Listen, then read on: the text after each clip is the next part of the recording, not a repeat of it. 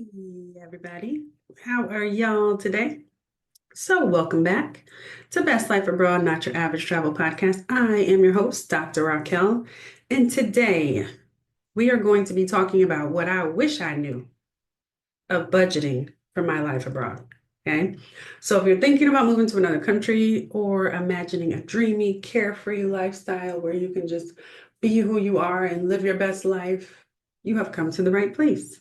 So, I am here to share what I wish I knew before I had decided to pack it all up and move abroad for the first time. Okay. So the first time I moved abroad, I had a plan. I am a plan ABC kind of girl. Okay. So I tried to have everything under control. I tried to figure out, okay, what do I need? What will we need? It was myself and my husband. What will we need? What will we possibly want to do? What do we already have? Back in the day, we didn't have all the tools for moving abroad like we do now. So I at least wanted to have enough figured out so that, we have a plan A, plan B, plan C, so that, if something went outside of a plan A, we still had something to fall back on. So I tried to have it all under control, but clearly I did not. Okay. So today I'm going to take you on the journey through my first international move. So the financial lessons that I learned the hard way, and also just some tips so you don't make the same mistakes that I did. Okay, so hopefully by the end of this, you will have a better sense of like what you yourself actually need. Now, any people who are like, you don't need nothing, just pack up your stuff and go, lies. I would not recommend that. Anybody who says you need $1 million to have saved before you go also lies. So, you have to figure out what's best for yourself. Now, sorry, I'm a little bit raspy today. So when my husband and I moved to Germany for the first time, we were young. We were a newly married couple. We had, our whole lives ahead of us. So yeah, we were ready. We didn't have really any financial baggage except for stupid student loans. But we didn't have like car payments. My husband is the used car king. He can get you whatever car you want, and he will find it. So we didn't have car payments. I worked in housing throughout graduate school, and then once I became a professional, I still was in housing and residence life. So I had never even paid rent before. We didn't have a mortgage. We didn't have kids then. So we were like, yes, this is the time. Let's go do it. Let's go do all the things. Okay. So once we finally got the opportunity to go, my husband, as you, I'm sure, listened to in episode one, season one, my husband got offered a contract to play football, American football in Germany. So that's what brought us to Germany. So we were like, all right, we're doing this. And I had always wanted to move abroad. So, the opportunity presented itself and we were out. So what I did want in my mind, there was this number of $5,000 in my mind that I had. And I was just like, whatever happens, I want to at least make sure I have $5,000 of cash available so we have some backup. And I always would recommend having some type of backup funds to whatever funds you think you need. I would also recommend, like, even if it's like I'm going to keep, I know a flight home is $1,200. So I'm going to keep $1,200 available on this credit card at all times. So should I need to leave, I can at least get back home. So I would always recommend having something available to get you where you need to be should it all hit the fan. Okay. Um, so yeah, so we were going to also again have housing provided through his football team. So we were not going to have a car. We were going to use public transportation. And public transportation in Europe is pretty common. So you can get most places depending on where you live. And we lived in a tiny little village and we still use public transportation. We had to walk a hike to a bus stop. Um, but we still were able to use public transportation. So, we're like, okay, our housing's going to be paid. We pretty much have to pay for food and wherever we want to get to. And he was also getting paid through football. So I figured, this 5Gs can get us lots of places. Um, so what happened what happened was $5,000 sounded like a good sum of money. But it was not. And also, it really depends on where you are going. Like we were in Europe. Europe is not a cheap place. Maybe if you were in Mexico and Costa Rica, where there is a lower cost of living, that 5,000 might have gotten you places, but not in Europe because, we're there, we're with this football team. They want to take us to see different places. So, we were always traveling somewhere, and I am not saying this as a complaint, child. We tore up the cities, okay? So we were always traveling somewhere. We were always going on a weekend trip. But those all cost money, and that's times two, because wherever he was going, I was going too, okay? It was a new place with new food, so we were eating out all the time. It's also a different pace of life. Like we could actually just go chill on a Tuesday afternoon at a cafe and life is good. And we did like every day at some cafe, eating something, drinking something. It was wonderful. So, just a much more relaxed pace of life. So the time that people are like spending eating through lunch, we didn't do that. We frolicked through lunch, and frolicking costs money. So, I think oftentimes when you hear about things to plan for, people don't mention that like you need money for building community. So oftentimes, especially within expat communities, the way that you build community is by going places and doing things together. So it might be like, hey, we're going to meet at this cafe and bring our kids there. Or, hey, we're going to have this Thanksgiving dinner, bring something. Everybody bring a plate or a dish over. Um, But all those things cost money. So, building community, it's not necessarily like, you have to pay to build your community, but oftentimes you have to do things to build community. And I think that's a lot of times what's missing when people think about budgets is you want to build in part of your budget doing stuff. Okay, going to festivals, seeing what holidays are there, seeing what shows. If you are moving to London, you are going to want to go to the West End and see a good Lion King. Okay, because you might be able to afford it there where you could not afford it in New York. So, you just want to think about what is happening and what will I like to be a part of. So we were in Germany then, and Germany is like the land of festivals and days off. Okay. So we were always at a festival. That is what I miss about Germany, other than my lovely German peeps, is the festivals and the good schnitzel, Kässpätzle also, um, Spiegeleier and Bratkartoffeln. Yep. But just like I remember there was a couple that we actually met on a train, and we were just on the train, like minding our business, trying to go somewhere. I think we were coming back from church or going to church or something. And people were just like turning up all around us. And we are just sitting there looking like, oh my gosh, what is happening? Come to find out, it was a holiday. So on the train, everybody has like their bottles of champagne. They're just passing glasses back. And I'm thinking, oh, must all be together. No, sir. They did not know each other. They handed us glasses too. And so, it's like then that same couple was like, they ended up living where we live. We like bump into them at a grocery store and they're like, hey, come over. You can't go to people's house empty-handed, so you got to bring a bottle of wine, bring a dish, bring a dessert. So building community, it takes money. Okay, so you also want to make sure you're building time to go to festivals, day trips, exploring places with new friends. And we were young and excited. We were not about to say no. And I mean, I'm older and excited, and I'm still not going to say no. So every weekend, it was a new castle, a new wine festival, a trip to Munich, my favorite place. Do I regret it? Absolutely not. Those experiences were completely priceless. But did that $5,000 go far? Absolutely not, because we spent it all and did all the things. Okay. So also where things got a little bit tricky is we didn't assume. I don't assume when I'm moving abroad.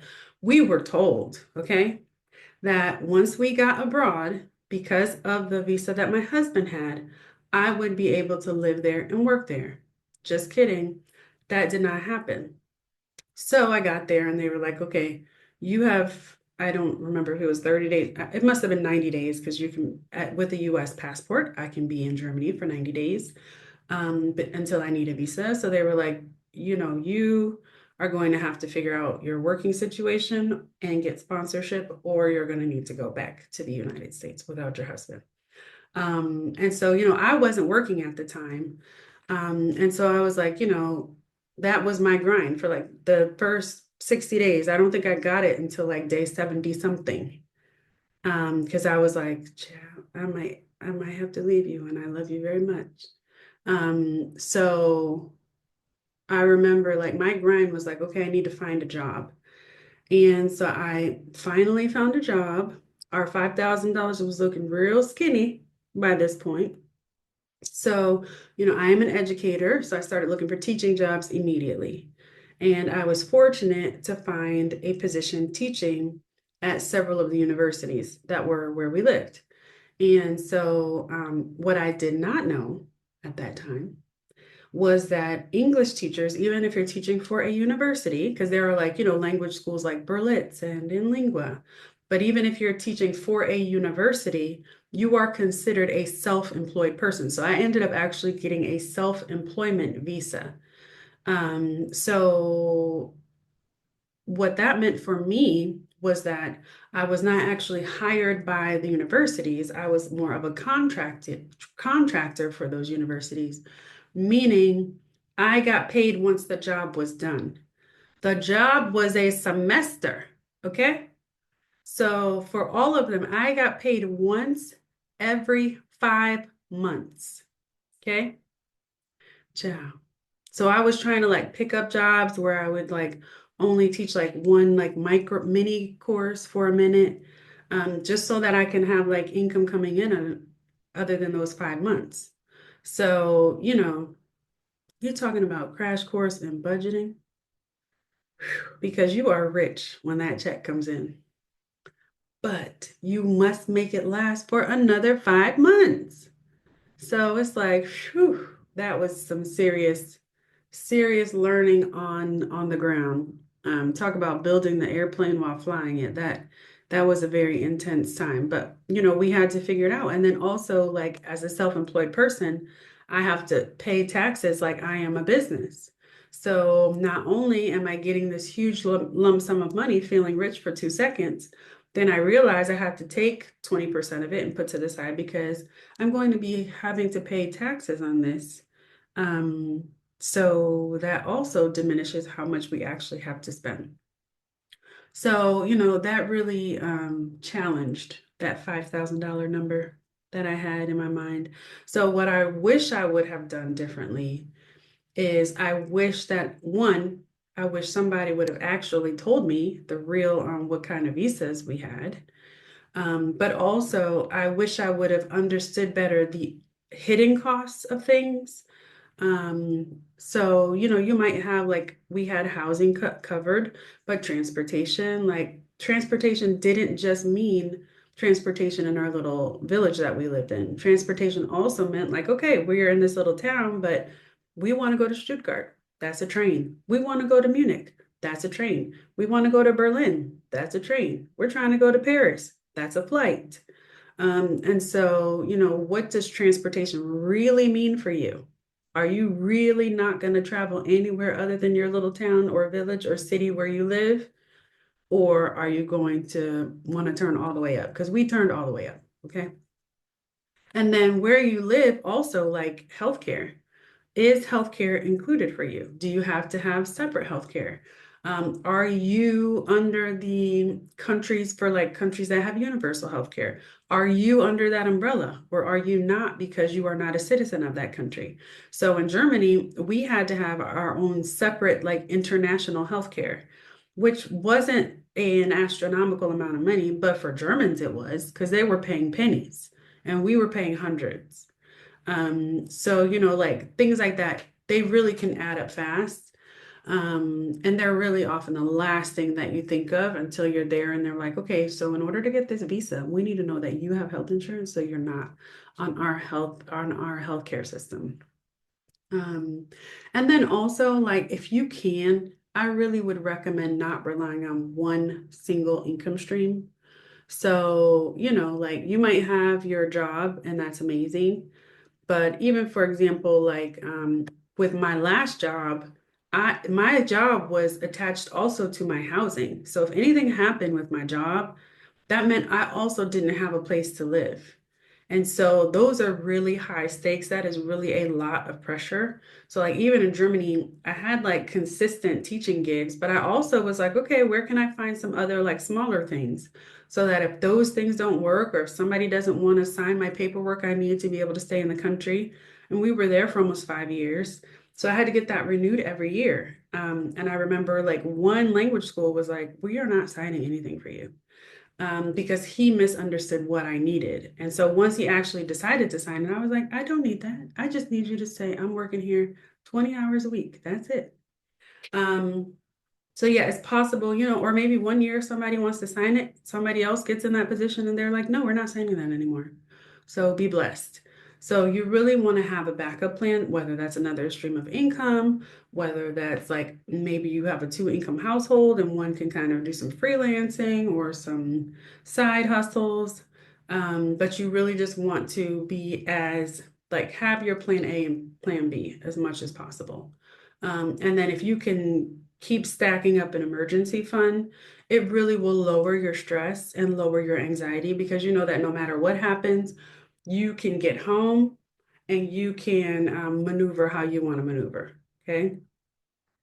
And also, I would recommend like remembering that like your time abroad is not just to survive.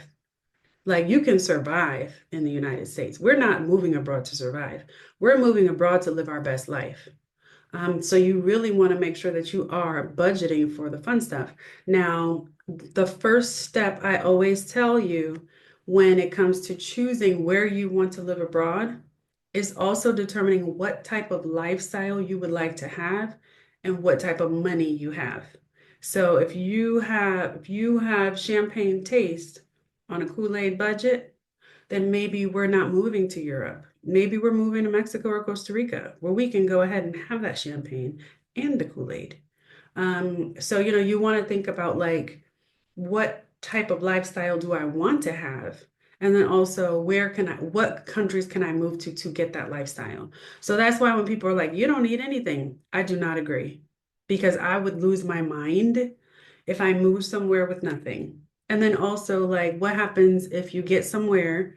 I have literally had a student who was studying in China, got to China, got to their Airbnb, and realized then that I guess everybody realized that this person was not in fact Chinese, but they were a US student, and then realized that Airbnb, you cannot get an Airbnb in China if you're not Chinese.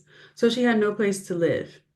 So thankfully, there was another student who did have a place to live from her college. And so she was able to like stay on her couch until she found a place. Hello, what would she have done had that girl not been there? So, you never know what's going to happen when you show up someplace. So showing up with $20 in your pocket, I never, ever, you will never hear this mouth recommend that. Okay. So you don't need to have a huge budget, but I think your budget really needs to depend on where you're going and what you're trying to do. Okay. So we're not moving abroad to survive. We're moving abroad to live our best life, but you also want to be realistic about what are the things that you can afford. Okay. So now I made plenty of mistakes during this time, but I think we also did a few things correctly. So one is I was not afraid to put myself out there. So this visa situation was a beast. But when I tell you, every single place that taught something in the Robbinsburg area knew my face and my name. I tell you that. I networked, I hustled, and I found a way to make it work so that I could stay with my husband in Germany. So, like, I taught at universities. I was teaching at three universities. I was teaching at two language schools. I was teaching English at a law firm. Like when I tell you, this girl was hustling, okay? But I also really leaned on like our local community. Like, people, even my husband, he ended up being like running the youth center that was in our little village. And that was because our neighbor like went to the mayor and was like, you need to hire him to run this. And he did. He hired him. So, your community really can be super helpful in what opportunities you're able to get. The law firm I got, I'm pretty sure is because like a neighbor was like, hey, I can't do this. So can you do this? And I was like, I can do it. I will be there tomorrow. So, you really want to do what you need to do in order to make what you want to have happen happen. And sometimes that is really putting yourself out there, but you have to do what you have to do to get what you want to get. Okay. So I think sometimes, like, especially in the US, we can be so focused on, we're independent, we're doing it ourselves, but that's not necessarily the culture everywhere. And also sometimes it's frowned upon. Like I remember, like I was always taught, like, you don't ask people for stuff. You don't ask them to do extra stuff for you. So like you don't go to people's house and say, oh, can I have that? Oh, can I have that too? Do you have some of this? Mm-mm. You sit there and you say, thank you, no, thank you. That's it. So, for our German mom, she would always ask us for like, you want some cake? You want some coffee? You want some this? You want some of that? And I'd be like, no, thank you. No, thank you.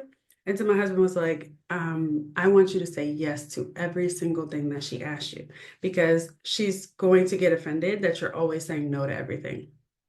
And so I did. And she was like, oh, yeah. She was like so happy that I actually was like accepting the help that she was offering me. And it wasn't because I was trying to be mean, not accepting it. I was actually trying to do her a favor, like, girl, you don't have to do anything extra for me. But it was coming across like I wasn't trying to like accept her help. And so I think it's important to just to remember like your local community can be a gem and you can start building relationships, which I did not have. But you can start building relationships with that community now. We have Facebook groups for parents in Panama. Like what? You can build your community today. You do not have to wait until you get anywhere. And that is an amazing blessing. I wish that I had that. But what I'm grateful for that we did have was my husband played American football. So we had a football team of support, which was so helpful and so wonderful and relationships that we still have now. So I just want to encourage you with that. And then also, like I've mentioned before, to sell everything that you own before you really are moving abroad. Do not keep crap in the US. You don't need it, you don't want it. And once you've been abroad for 5 years, you won't even know what's in those boxes. Okay. But what it also can do is it can help give you some coins. Sell your sofa for $200. That's 200 for Frolic and festivals. So, sell whatever you can, really prioritize experiences over things. That also will help you kind of build up that financial support and that financial foundation that you need to help you feel better. You want to build memories. That is really what this is about, building a life of freedom, memories, ability, options, opportunities. We are moving abroad to live our best life, okay? So just really prioritizing those, I would recommend that. Now, what is the moral of this story? The moral of this story is moving abroad is amazing, but it can also be expensive. So sometimes you really want to try to um, do your homework, plan for the unexpected, and also give yourself some grace. You're not going to know everything. Unless you're moving somewhere where you've been there lots and lots and lots of times, you're not going to know. So give yourself some grace and some wiggle room and some extra budget room so that when something comes up that you don't know, you're prepared for it. So for example, when we had to get our driver's licenses, we got a car. And then we're like, okay, I read that you can use your US license for 6 months. We got a letter in the mail, 6 months. This is Germany. 6 months on the dot. The letter was in the mail saying you can no longer drive with your US license. So come on and get this for a shine, okay? Which is the German driver's license. But what we did not know at that time is we handed them our North Carolina license because we were moving from North Carolina. So had we handed them our Virginia driver's licenses, because my husband's from Virginia, we've lived in Virginia for years, had we handed them our Virginia driver's license, they would have put a nice German license right in our hands. But we did not know that. So we handed them our North Carolina license.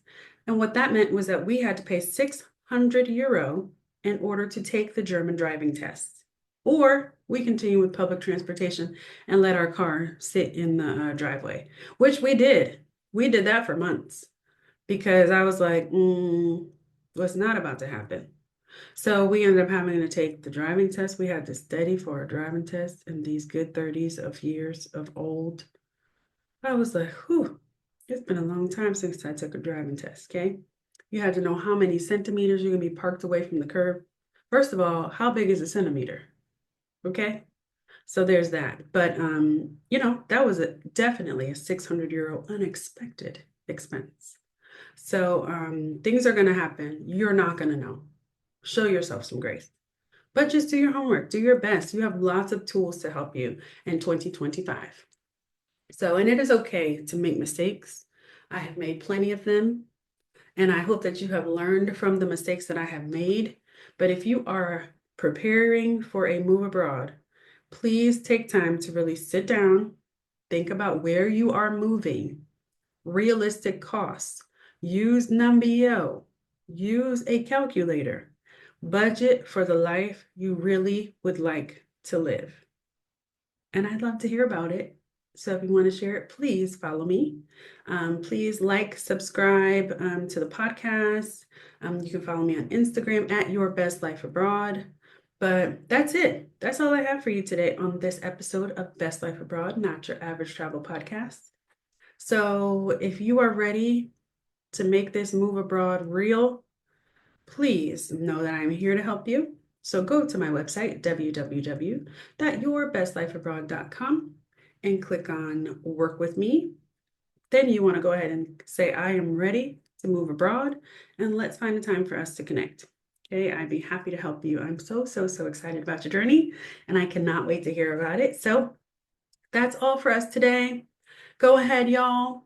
First, figure out where you want to move. Second, how do you want to live in that place? Third, get that budget going. Okay, you already have your 3 pieces of homework for today. So we'll be checking it next week. All right, y'all be blessed and have a good one. Bye.